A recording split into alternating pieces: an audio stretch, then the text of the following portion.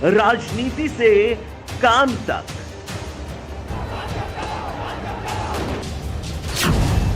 अपराध से अंजाम तक, खेत से खलिहान तक,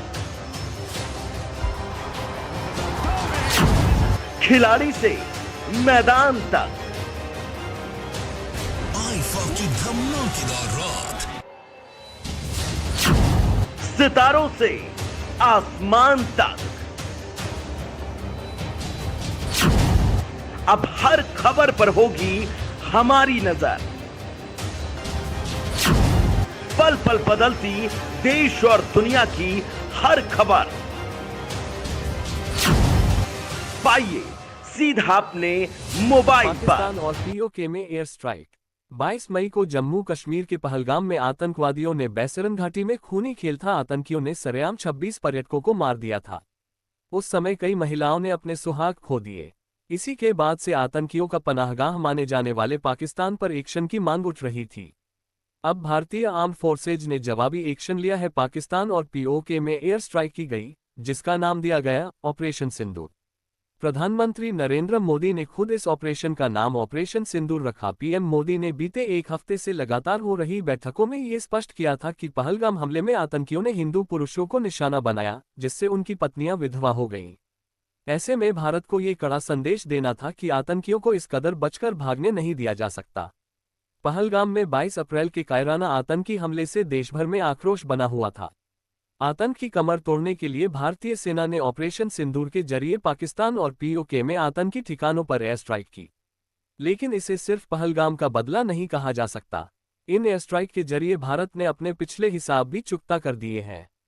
कर्नल सोफिया कुरैशी, जिन्होंने दी ऑपरेशन सिंदूर की पूरी जानकारी। भारत ने ऑपरेशन सिंदूर के तहत पाकिस्तान में छिपे आतंकवादियों के 9 ठिकानों पर मिसाइल से अटैक कर नेस्तनाबूद कर दिया। इसके बाद विदेश सचिव विक्रम मिस्री, कर्नल सोफिया कुरैशी और विंग कमांडर व्योमिका सिंह ने प्रेस कॉन्फ्रेंस की है। भारत ने पाकिस्तान से पहलगाम आतंकी हमले का बदला ले लिया है। भारत ने ऑपरेशन सिंदूर के तहत पाकिस्तान में छिपे आतंकवादियों के 9 ठिकानों पर मिसाइल से अटैक कर उन्हें नेस्तनाबूद कर दिया। ये हमला इंडियन टाइम के मुताबिक रात 1 बजे से 2 बजे के बीच किया गया। इस ऑपरेशन के बाद विदेश सचिव विक्रम मिस्री, थल सेना की ओर से कर्नल सोफिया कुरैशी और वायु सेना में विंग कमांडर व्योमिका सिंह ने प्रेस कॉन्फ्रेंस के जरिए ऑपरेशन सिंदूर के बारे में जानकारी दी।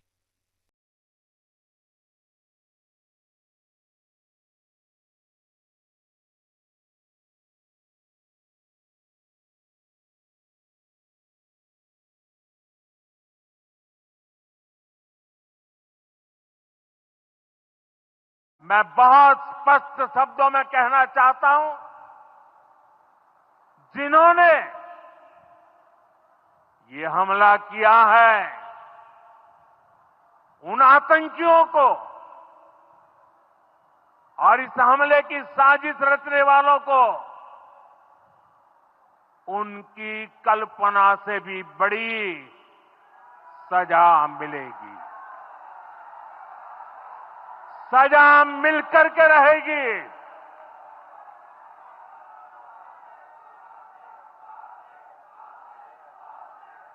अब आतंकियों की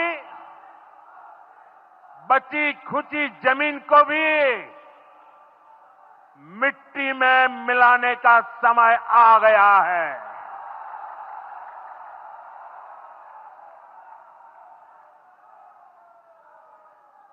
एक सौ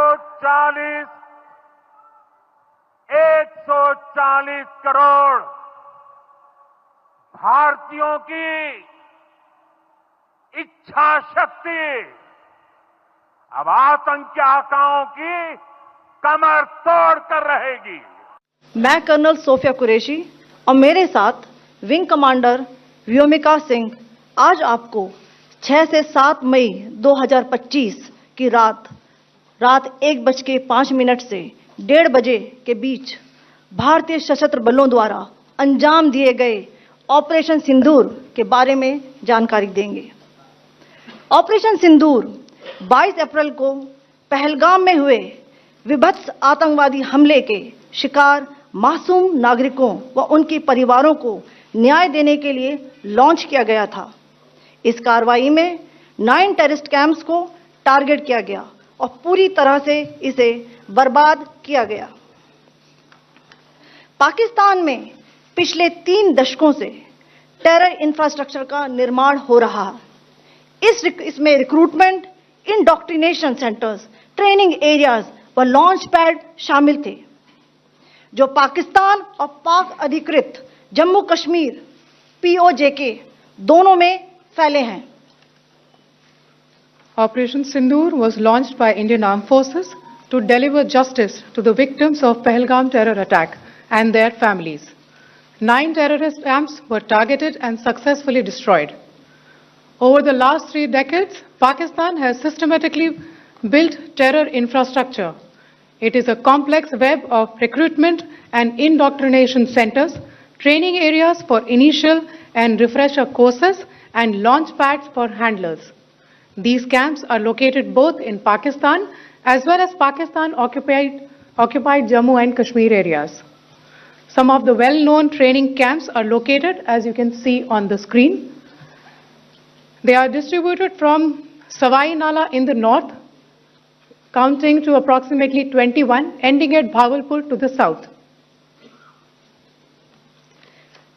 इन लक्ष्यों का चयन विश्वसनीय इंटेलिजेंस सूचनाओं के आधार पर हुआ, ताकि आतंक गतिविधियों की रीढ़ तोड़ी जा सके, और यह खास ध्यान दिया गया कि निर्दोष नागरिकों और सिविलियन इंस्टॉलेशन को नुकसान न पहुंचे।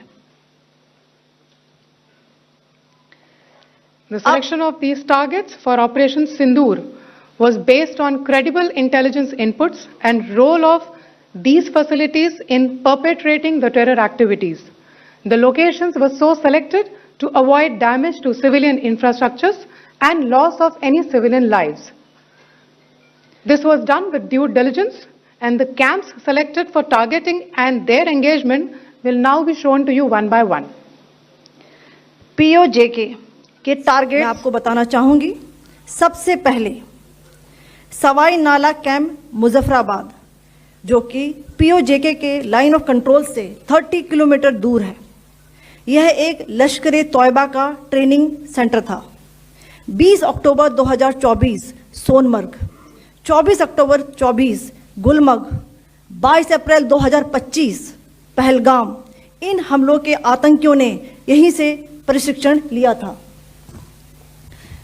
सैयदना बिलाल कैंप मुजफ्फराबाद, यह एक जैश ए मोहम्मद का स्टेजिंग एरिया है। यह हथियार, विस्फोटक और जंगल सर्वाइवल ट्रेनिंग का केंद्र भी था। गुलपुर कैंप कोटली, यह LOC से 30 किलोमीटर दूर था। लश्कर तौयबा का बेस था, जो रजौरी, पुंछ में सक्रिय था। 20 अप्रैल 2023 को पुंछ में और 9 जून 2024 को तीर्थ यात्रियों के बस हमले में यहीं से आतंकी को ट्रेन किया गया था।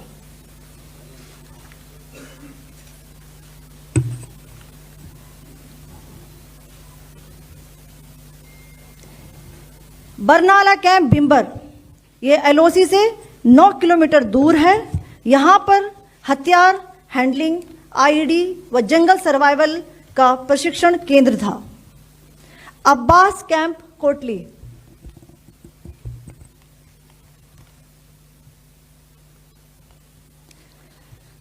यह LOC से 13 किलोमीटर दूर है। लश्कर तौयबा का फिदाइन यहां तैयार होता था। इसकी कैपेसिटी 15 टेररिस्ट को ट्रेन करने की थी।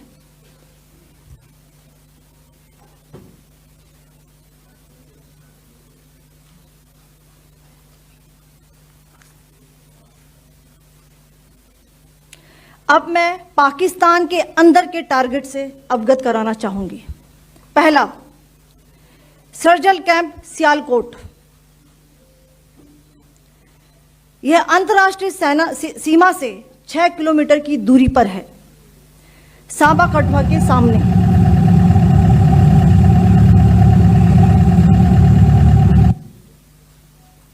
मार्च 2025 में जम्मू एंड कश्मीर पुलिस के 4 जवानों को कि जो हत्या की गई थी उन आतंकवादियों को इसी जगह पर ट्रेन किया गया था।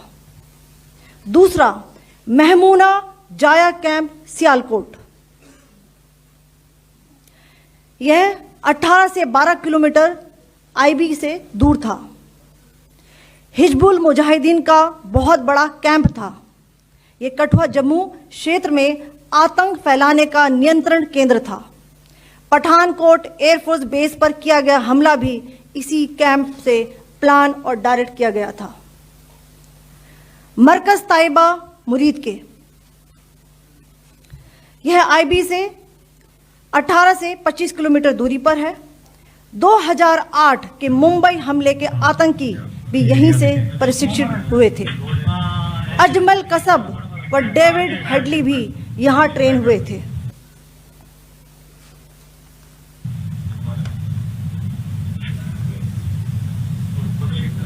आगे दूसरा है।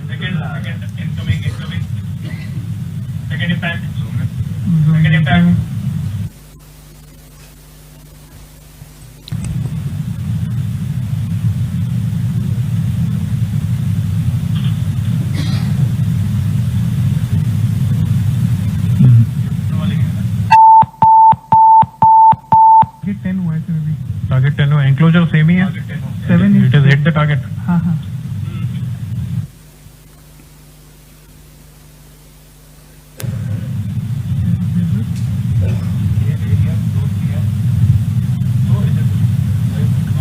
तीसरा आ गया सर इम्पैक्ट।